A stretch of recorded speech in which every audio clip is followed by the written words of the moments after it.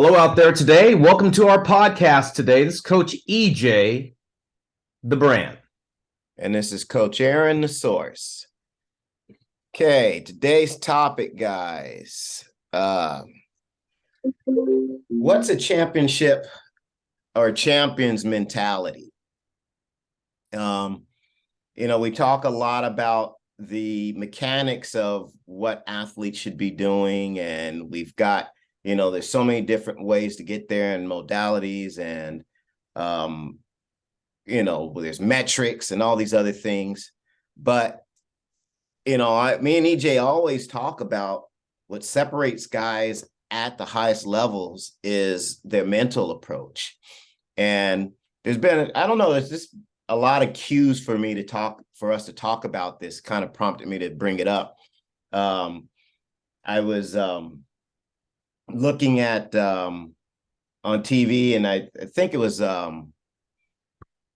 going through 30 for 30 or something like that. And it talked about, they always have those championship sort of runs with the Detroit Pistons. I think that was one of them. And talked about Michael Jordan and his championship mentality. Obviously he had one. And then even just some of the stuff in the recent news. Now, we're not necessarily always trying to do what's topical because it's already overdone, but I think it also relates to the topic that was hot last week.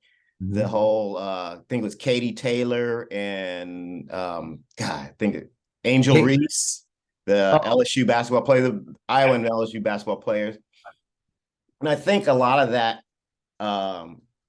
comes full circle, and championship mentality covers a lot of different things. And I think that's one aspect of it that you can kind of maybe chalk that whole thing up to, whichever side you're on.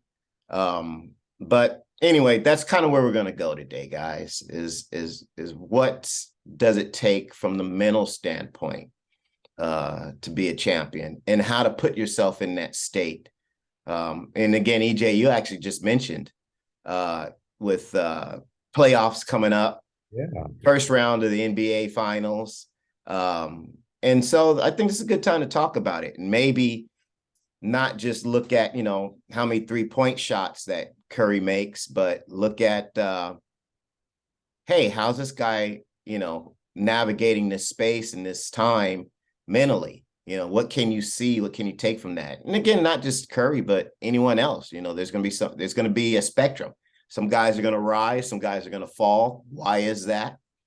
So anyway, I thought it was a pretty good subject for the time.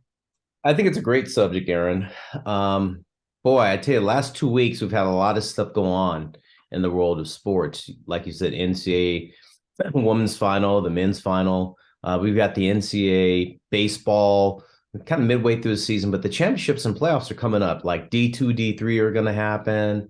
You've got the Warriors making their run, and all the NBA championships. But, I saw this special, Aaron, on Reggie Jackson. Yeah, that was great. I love that. Man, I mean, what a good, just a excellent documentary on him, and misunderstood in a lot of ways. Yes.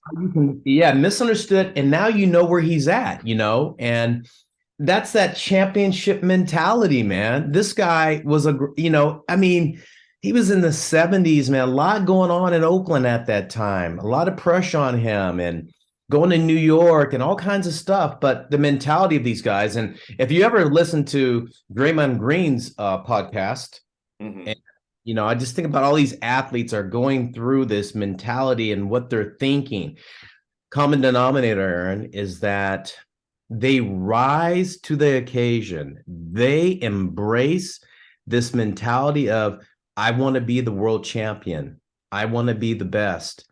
And they will sacrifice. And the first thing they've always mentioned, all these guys, and especially when you just mentioned the Detroit Pistons and Michael Jordan, they always mention the team first. Yeah. It was always about, how do I help us win? I want to win. And to me, championship mentality is about collectively coming together and trying to strive for one goal, and that is to win. a championship, and to put all your personal individual stuff aside and go for that last trophy that makes you the best. I think that's the first thing, Aaron, is that you think of the team first. It's mentality. We want to win. We're together. And I think that's important, man. That's the one common thread that I've saw in this championship mentality with these guys. Right. Yeah, and I think that's, like you said, that's a common trait. I want to pare it back down to the individual. Okay. Okay. And just kind of look at, what does it take to have that mentality? Because again, I think it's something that may be innate in some of us as athletes, but I also think it's fostered by the environment, or it can be learned or trained. Okay. And the reason why I want to take that approach is because we've got a lot of younger athletes who have to or may have to develop that championship mentality. Mm-hmm. And so,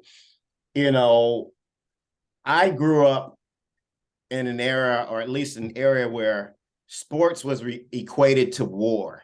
Yes. Right. A lot of analogies that war and sports were similar, and you took that same type of approach.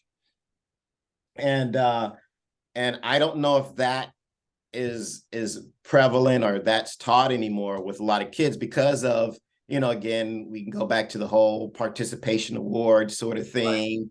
Right. Everybody has value, kind of the whole touchy-feely, let's not make anyone feel bad sort of era that maybe some of the kids have grown up in, versus the, hey, sports is really black and white when you look down to it. You can take all the little nuances out of it and say, oh yeah, you played a great game, you did your best, but there's a winner and there's a loser. Second place is the first place loser, and that's just kind of how it is.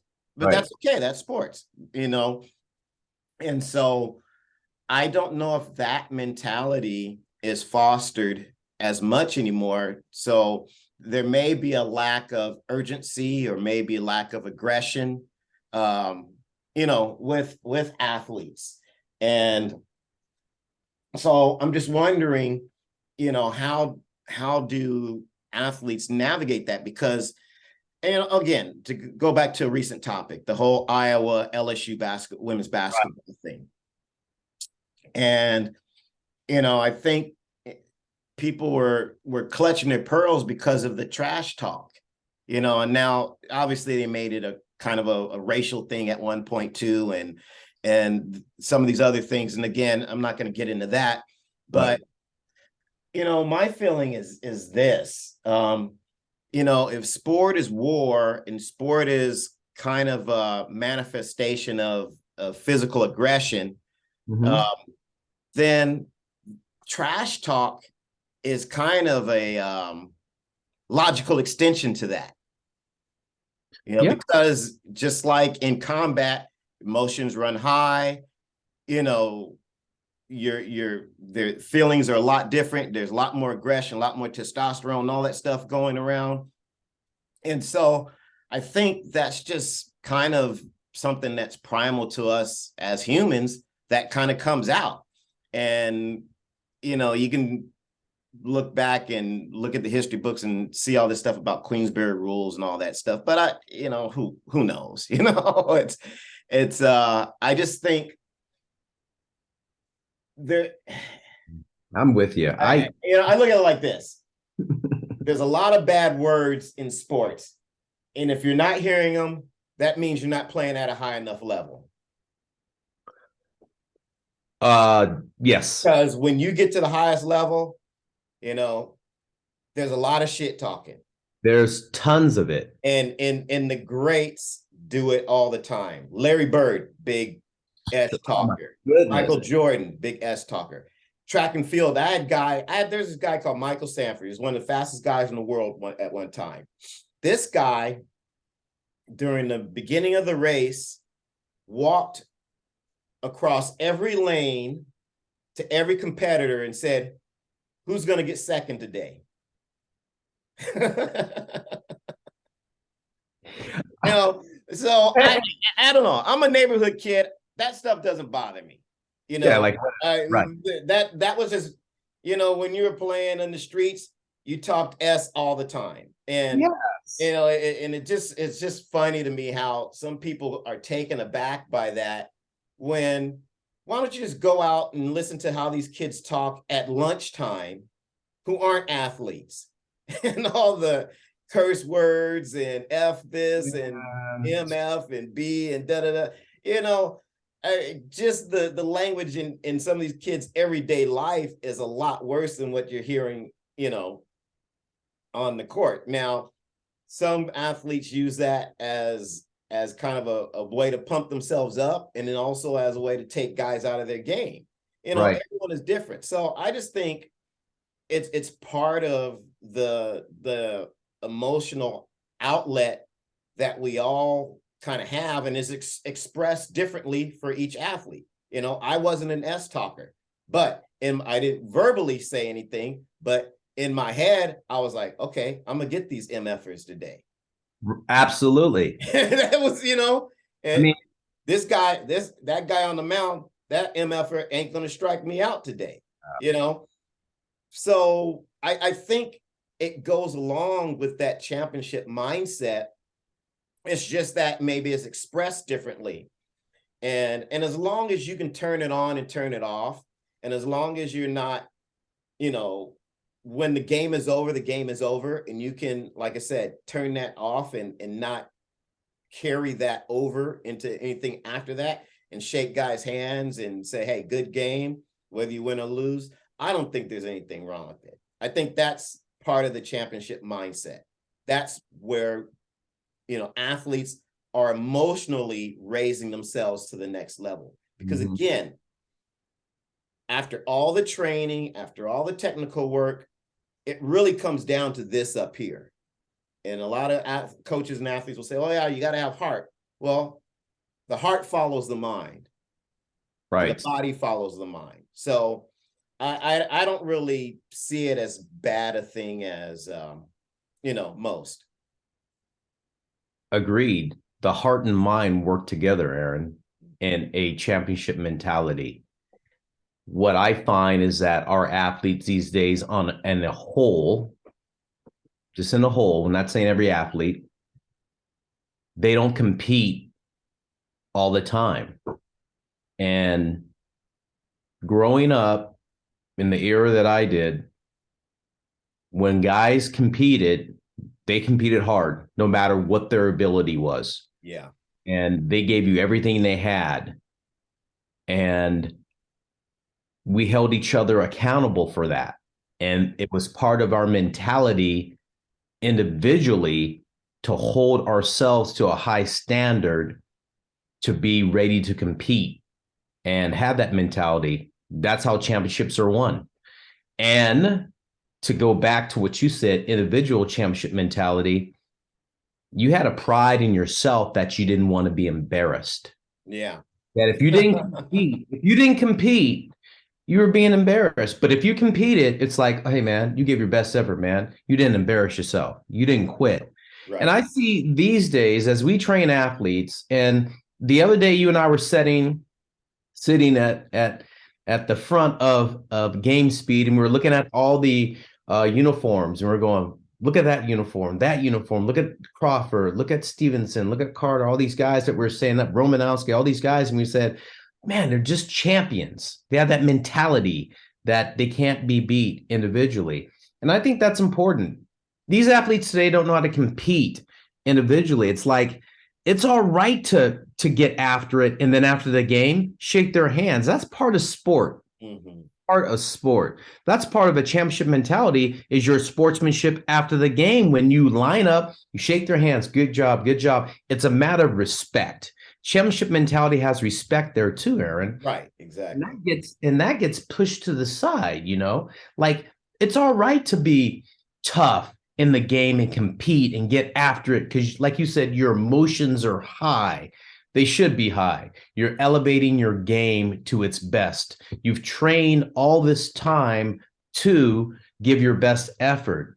That's part of the championship mentality. It's a mindset that you have. And when athletes train, they must have this championship mentality when they train, because the more they get into that place of high emotional state, they become comfortable with it when it's time to compete. Yeah. Yeah. I completely agree. And I think because there may be a little bit of an emotional disconnect with some athletes, the way they're kind of brought up in sport, that they don't necessarily are able to make that switch, especially when you start to get into highly competitive sports. Now, I'm not proud to say this, but as a youngster, I was that kid on the mound, tears streaming, when I Right. was getting struck. I was getting balls called, or strikes called balls, because I was that intense of a competitor and emotionally, and that was emotionally drained, emotionally engaged. Um, that's on the wrong end of the spectrum. But my parents talked to me and said, "Hey, look, it's a game. Da da da. You need to control yourself." And that was one of the life lessons I learned. But I was just so passionately, wanted to win and do well. I couldn't at that age keep my emotions in check. Right. But now I think, I've seen an era where a lot of that emotion is just taken out of it. It's like, yeah, this really doesn't matter. And, yeah, you did your best, but you're not always going to, you understand what I'm saying? It's kind of soft shoot a little bit. And Yeah. there's kind of like these built-in excuses for losing, and I don't know if that's part of it. And I don't know if I'm articulating it, correctly, but I think because our athletes aren't fully invested, and again, I think it's parents and coaches' job to keep them in the guidelines of what's appropriate, Right. but allow them to still put their all into something. And then at the end, after the results, give them the perspective of, okay, hey, you know what, you guys lost, but this was your best game of the season, or you did these things correctly that we were working on, to kind of round that whole thing out for them. I think the kids don't know how to really engage. We talk about, Yeah. for instance, we talk about mental toughness. We have our whole podcast on how do you put the fight in the dog. Right. And there's a couple others that we've done that are related to this. And intensity, how do you get an athlete to be intense in their workouts? And I think it's a behavior that at the lower levels that has to be, I think, fostered and honed correct, or Right. and built correctly. But at the highest levels, it's a skill. At the highest levels, it's a skill. Right. And I don't expect everyone to understand that, because not everyone's been at the highest levels. Right. You have, and I have, and I've worked with a lot of other athletes at the highest levels, and that's a mentality that is a skill. For instance, I work with a lot of fighters. Andre Ward, Right. nicest guy you can meet. Absolutely. But you know what? That dude, when he gets in the ring, has a mean streak that you wouldn't want to run into him in a dark alley. No way. Bill Romanowski, notoriously Yes. highly competitive guy, mean streak, nasty on the field, but in person, very nice guy, almost quiet. So Yeah. there's this kind of Jekyll and Hyde, to some of these very high performing athletes when that competitive switch is turned on. And they take that emotional energy and they channel it. And it helps them focus, and it helps them stay on task, and it Right. helps them overcome adversity. And again, you can't just formulaically say, okay, well, if you stride here and you hold your hands here and everyone's looking for that kind of stuff. And then those are just the mechanics. There's Right. got to be some emotion. There's got to be some intent to what you do to get the optimal performance out of your body. Because that's what we're trying to do. We're trying to stretch the limits of the body. And I know everyone likes the science. They want to chase the science, but there's a human component to why science will always chase art. Ooh, Science is always trying to explain the incredible. It's not the other way around. And they can only take an educated guess. Hey, you couldn't have said it any better, man. I agree with you 100%. And your phrase, I want everybody to listen to this closely. Science cannot chase art. Well said, my man. Science chases art. Science chases art. Exactly. Yeah. Science chases art. Yeah. I don't even know what to say, man. That's like a mic drop right there, man. That's scary. It's scary because, Aaron, at the end of the day, we're looking for, in that championship mentality, that athlete's competing at its highest. And you couldn't have said any better. When you're trying to perform a task in any sport, it's about your innate competitive spirit to do your best in that moment. And there's no way you can start thinking about mechanics or the science of any type of activity you're trying to master at that moment. Yeah. Yeah. And so I just think, parents, there's no, I think, again, formula on how to go about this approach, but maybe first thing is have a conversation with the kid about, hey, what do you think about competition? What do you see competition as? Maybe define it, have them define it and kind of see where they're at on that spectrum. And maybe have that talk where you say, hey, during competition, you can have these, it's okay to have these emotions. You got to keep them in check within the rules of the game and proper decorum and, all right. of that. So you don't let, them get away from you and get out of hand and ruin and tarnish the sport. But it's okay to have those feelings. Now, let's look at what else happened, in the game. Besides some of the bad things that happened, what are some of the good things that also happened? And maybe you guys won, but it doesn't mean you have to, trash talk after the game. You can put that aside and now say, hey, guys, good game. Right. So, and that's all sportsmanship. That's all, being an athlete, it's life. Because, again, I just don't know. I mean, you've got to, again, I keep saying this term, got to be emotionally invested in the things that you do. And if you're kind of dispassionate about it, you're not going to get the optimal performance out of your body. You're not going to get the optimal out of you in anything you do. So we're not robots, we're not automatons. And again, being able to do the mechanics is only one part of it. And that's where, like I said, the art comes in. Art is expression.